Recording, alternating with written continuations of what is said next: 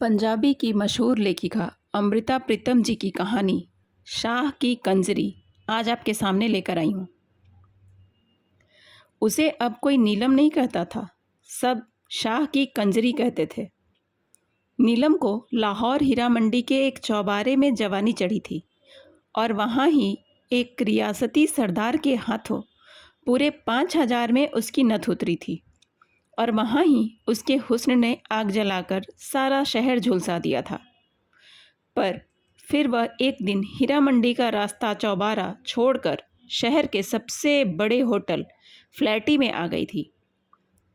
वही शहर था, पर सारा शहर जैसे रातों रात उसका नाम भूल गया हो। सबके मुंह से सुनाई देता था, शाह की कंजरी। गजब का गाती थी। कोई गाने वाली उसकी तरह मिर्जे की सद नहीं लगा सकती थी। इसलिए चाहे लोग उसका नाम भूल गए थे, पर उसकी आवाज़ नहीं भूल सके। शहर में जिसके घर भी तवे वाला बाजा था, वह उसके भरे हुए तवे जरूर खरीदता था। पर सब घरों में तवे की फरमाइश के वक्त हर कोई यह जरूर कहता था, आज शाह की कंजरी वाला तवा जरूर सुनना है। लुकी छिपी बात नहीं थी, शाह के घर वालों को भी पता था। सिर्फ पता ही नहीं था, उनके लिए बात भी पुरानी हो चुकी थी। शाह का बड़ा लड़का, जो अब ब्याहने लायक था, जब गोद में था तो सेठानी ने जहर खा के मरने की धमकी दी थी। पर शाह ने उसके गले में मोतियों का हार पहनाकर उससे कहा था, शाहनिए, वह तेरे घर की बरकत है। मेरी आँख जौहरी की आँख है। तूने सुना हुआ नहीं है कि नीलम ऐसी चीज़ होता है जो लाखों को खाक कर देता है और खाक को लाख बनाता है। जिसे उल्टा पड़ जाए उसके लाख के खाक बना देता है और जिसे सीधा पड़ जाए उसे खाक से लाख बना देता है। वह भी नीलम है, हमारी राशि से मिल गया है। जिस दिन से साथ बना है, मैं मिट्टी में हाथ डालूं तो सोना हो जाती है। पर वही एक दिन घर उजाड़ देगी, लाखों को खाक कर देगी। शाहनी ने छाती की साल सहकर उसी तरफ से दलील दी थी जिस तरफ से शाह ने बात चलाई थी। मैं तो बल्कि डरता हूँ कि इन कंजरियों का क्या भरोसा, कल किसी और ने सब्ज बाग दिखाए और जो वह हाथों से निकल गई तो लाख से खाक बन जाना है। शाह ने फिर अपनी दलील दी और शाहनी के पास और दलील नहीं रह गई थी, सिर्फ वक्त के पास रह गई थी। और वक्त चुप था, कई बरसों से चुप था। शाह सचमुच जितने रुपए नीलम पर बहाता, उससे कई गुना ज़्यादा पता नहीं कहाँ कहाँ से बहकर उसके घर आ जाते थे। पहले उसकी छोटी सी दुकान शहर के छोटे से बाज़ार में होती थी, पर अब सबसे बड़े बाज़ार में, लोहे के जंगले वाली सबसे बड़ी दुकान उसकी थी। घर की जगह पूरा मोहल्ला ही उसका था, जिसमें बड़े खाते पीते किराएदार थे और जिसमें तहखाने वाले घर को शाहनी एक दिन के लिए भी अकेला नहीं छोड़ती थी। बहुत बरस हुए, पर शाहनी ने एक दिन मोहरों वाले ट्रंक को ताला लगाते हुए शाह से कहा था, उसे चाहे होटल में रखो और चाहे उसे ताजमहल बनवा दो, पर बाहर की बला बाहर ही रखो। उसे मेरे घर में न लाना, मैं उसके माथे नहीं लगूंगी। और सचमुच शाहनी ने अभी तक उसका मुंह नहीं देखा था। और जब उसने यह बात कही थी, उसका बड़ा लड़का स्कूल में पढ़ता था और अब वह ब्याहने लायक हो गया था। पर शाहनी ने ना उसके गाने वाले तवे घर में आने दिए और ना घर में किसी को उसका नाम लेने दिया था।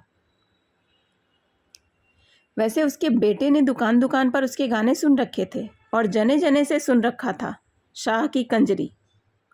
बड़े लड़के का ब्याह था। घर पर 4 महीने से दर्जी बैठे हुए थे।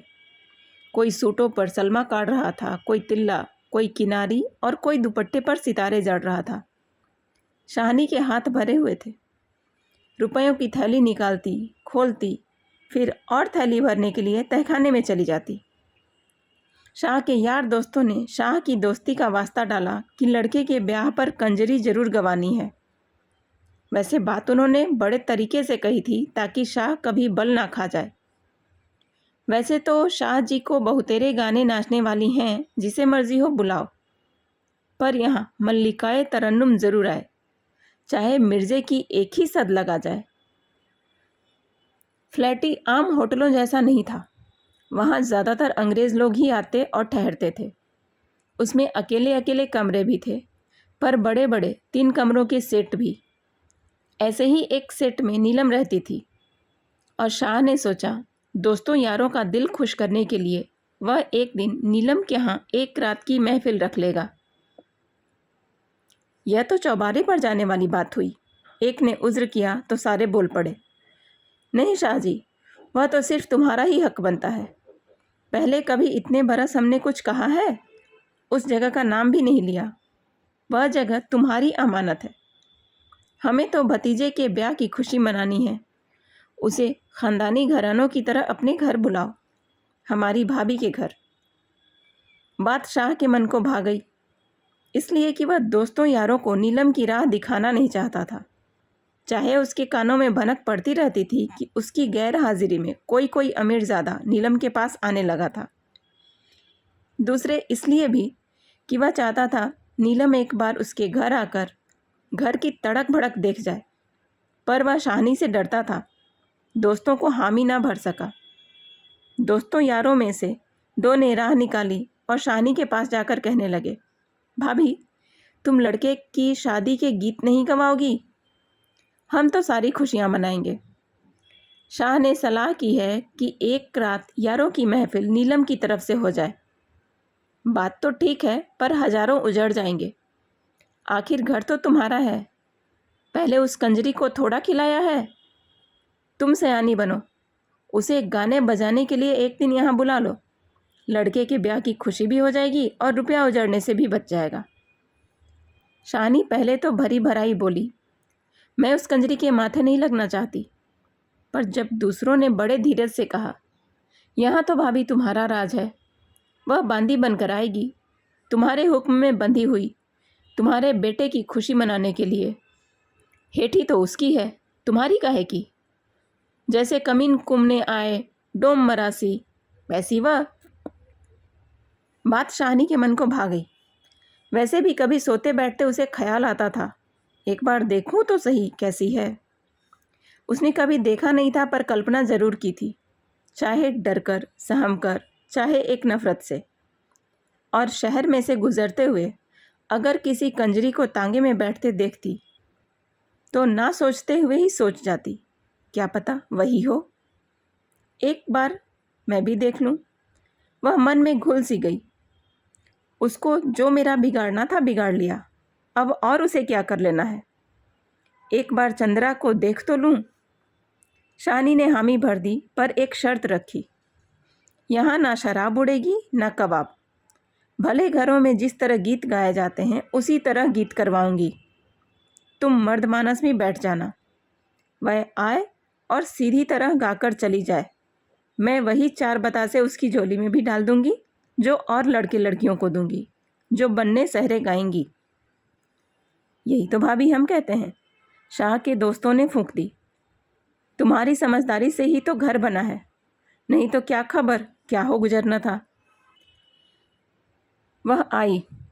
शाहनी ने खुद अपनी बग्गी भेजी थी। घर मेहमानों से भरा हुआ था। बड़े कमरे में सफ़ेद चादरें बिछाकर बीच में ढोलक रखी हुई थी। घर की औरतों ने बन्ने सहरे गाने शुरू कर रखे थे। बग्गी दरवाजे पर आ रुकी तो कुछ उतावली औरतें दौड़कर खिड़की की एक तरफ चली गईं और कुछ सीढ़ियों की तरफ। अरे बदशगनी क्यों करती हो? सहरा बीच में ही छोड़ दिया? शाहनी ने डांट सी दी, पर उसकी आवाज़ खुद ही धीमी सी लगी, जैसे उसके दिल पर एक धमक सी हुई हो। वह सीढ़ियाँ चढ़कर दरवाजे तक आ गई थी। शाहनी ने अपनी गुलाबी साड़ी का पल्ला संवारा, जैसे सामने देखने के लिए वह साड़ी के शगुन वाले रंग का सहारा ले रही हो। सामने उसने हरे रंग का बांकड़ी वाला गरारा पहना हुआ था। गले में लाल रंग की कमीज थी और सिर से पैर तक ढलकी हुई हरे रेशम की चुनरी एक झिलमिल सी हुई। शाहनी को सिर्फ एक पल यही लगा, जैसे हरा रंग सारे दरवाजे में फैल गया था। फिर हरे कांच की चूड़ियों की छन छन हुई तो शाहनी ने देखा एक गोरा गोरा हाथ एक झुके हुए माथे को छूकर आदाब बजा रहा है, और साथ ही एक झनकती हुई सी आवाज़, बहुत बहुत मुबारक शाहनी, बहुत बहुत मुबारक। वह बड़ी नाजुक सी पतली सी थी, हाथ लगते ही दोहरी होती थी। शाहनी ने उसे गाँव तकिए के सहारे हाथ के इशारे से बैठने को कहा तो शाहनी को लगा कि उसकी मांसल माँ बड़ी ही बेडौल लग रही थी। कमरे के एक कोने में शाह भी था, दोस्त भी थे, कुछ रिश्तेदार मर्द भी। उस नाज़नीन ने उस कोने की तरफ देखकर भी एक बार सलाम किया और फिर परे गाँव तकिए के सहारे ठुमक कर बैठ गई। बैठते वक्त कांच की चूड़ियाँ फिर छनकी थीं। शाहनी ने एक बार फिर उसकी बाहों को देखा, हरे कांच की, और फिर स्वाभाविक ही अपनी बाह में पड़े हुए सोने के चूड़े को देखने लगी। कमरे में एक चकाचौंध सी छा गई थी। हर एक की आंखें जैसे एक ही तरफ उलट गई थीं। शाहनी की अपनी आंखें भी, पर उसे अपनी आंखों को छोड़कर सबकी आंखों पर एक गुस्सा सा आ गया। वह फिर एक बार कहना चाहती थी, अरे बदशगुनी क्यों करती हो, सेहरे गाओ ना, पर उसकी आवाज़ गले में घुटती सी गई। शायद औरों की आवाज़ भी गले में घुट सी गई थी। कमरे में एक खामोशी छा गई थी। वह अधबीच में रखी हुई ढोलक की तरफ देखने लगी और उसका जी किया कि वह बड़ी जोर से ढोलक बजाए। खामोशी उसने ही तोड़ी जिसके लिए खामोशी छाई थी। कहने लगी, मैं तो सबसे पहले घोड़ी गाऊंगी, लड़के का सगन करूंगी, क्यों शाहनी? और शाहनी की तरफ ताकती हंसती हुई घोड़ी गाने लगी। निक्की निक्की बूंदी निक्किया मिहवे वरे, तेरी माँ वे सुहागिन तेरे सगन करे। शाहनी को अचानक तसल्ली सी हुई, शायद इसलिए कि गीत के बीच की माँ वही थी और उसका मर्द भी सिर्फ उसका मर्द था, तभी तो माँ सुहागिन थी। शाहनी हंसते से मुंह से उसके बिल्कुल सामने बैठ गई, जो उस वक्त उसके बेटे के सगन कर रही थी। घोड़ी खत्म हुई तो कमरे की बोलचाल फिर से लौट आई। फिर कुछ स्वाभाविक सा हो गया। औरतों की तरफ से फरमाइश की गई कि ढोलकी रोड़े वाला गीत, मर्दों की तरफ से फरमाइश की गई मिर्जे दिया सद्दा। गाने वाली ने मर्दों की फरमाइश सुनी अनसुनी कर दी और ढोलकी को अपनी तरफ खींचकर उसने ढोलकी से अपना घुटना जोड़ लिया। शाहनी कुछ रौ में आ गई, शायद इसलिए कि गाने वाली मर्दों की फरमाइश पूरी करने के बजाय औरतों की फरमाइश पूरी करने लगी थी। मेहमान औरतों में से शायद कुछ एक को पता नहीं था।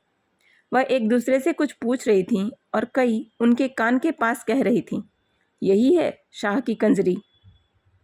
कहने वालियों ने शायद बहुत धीरे से कहा था, खुसर फुसर सा, पर शाहनी के कान में आवाज़ पड़ रही थी, कानों से टकरा रही थी, शाह की कंजरी, शाह की कंजरी। और शाहनी के मुंह का रंग फीका पड़ गया। इतने में ढोलक की आवाज़ ऊंची हो गई और साथ ही साथ गाने वाले की आवाज़, सुहे वे चीरे वालियाँ मैं कहनी हाँ। और शाहनी का कलेजा थम सा गया। वह सूहे चीरे वाला मेरा ही बेटा है, सुख से आज घोड़ी पर चढ़ने वाला मेरा बेटा। फरमाइश का अंत नहीं था। एक गीत खत्म होता, दूसरा गीत शुरू हो जाता। गाने वाली कभी औरतों की तरफ की फरमाइश पूरी करती, कभी मर्दों की। बीच बीच में कह देती, कोई और भी गाओ ना, मुझे सांस दिला दो। पर किसकी हिम्मत थी उसके सामने होने की, उसकी टल्ली सी आवाज़, और वह भी शायद कहने को कह रही थी। वैसे एक के पीछे झट दूसरा गीत छेड़ देती थी। गीतों की बात और थी, पर जब उसने मिर्जे की हेक लगाई, उठनी साहिबा सुत्तिए उठ के दे दीदार, हवा का कलेजा हिल गया। कमरे में बैठे मर्द बुत बन गए थे। शाहनी को फिर घबराहट सी हुई। उसने बड़े गौर से शाह के मुख की तरफ देखा। शाह भी और बुतों सरीखा बुत बना हुआ था, पर शाहनी को लगा वह पत्थर का हो गया था। शाहनी के कलेजे में हौल सा हुआ और उसे लगा अगर यह घड़ी छिन गई तो वह आप भी हमेशा के लिए बुत बन जाएगी। वह करे, कुछ भी करे, पर मिट्टी का बुत ना बने। काफ़ी शाम हो गई। महफिल ख़त्म होने वाली थी। शाहनी का कहना था, आज वह उसी तरह बताशे बांटेगी जिस तरह लोग उस दिन बांटते हैं जिस दिन गीत बैठाए जाते हैं, पर जब गाना ख़त्म हुआ तो कमरे में चाय और कई तरह की मिठाई आ गई और शाहनी ने मुट्ठी में लपेटा हुआ 100 का नोट निकालकर अपने बेटे के सिर पर से वारा और फिर उसे पकड़ा दिया, जिसे लोग शाह की कंजरी कहते थे। रहने दे शाहनी, आगे भी तेरा ही खाती हूँ, उसने जवाब दिया और हंस पड़ी। उसकी हंसी उसके रूप की तरह झिलमिल कर रही थी। शाहनी के मुंह का रंग हल्का पड़ गया। उसे लगा जैसे शाह की कंजरी ने आज भरी सभा में शाह से अपना संबंध जोड़कर उसकी हतक कर दी। पर शाहनी ने अपने आप को थाम लिया, एक जिरासा किया कि आज उसने हार नहीं खानी थी। वह जोर से हंस पड़ी। नोट पकड़ाती हुई कहने लगी, शाह से तो तूने नित लेना है, पर मेरे हाथ से तूने फिर कब लेना है? चल आज ले ले। और शाह की कंजरी नोट पकड़ती हुई एक बार में हिनी सी हो गई। कमरे में शाहनी की साड़ी का शगुन वाला गुलाबी रंग फैल गया। कहानी आपको कैसी लगी कमेंट में ज़रूर बताइएगा।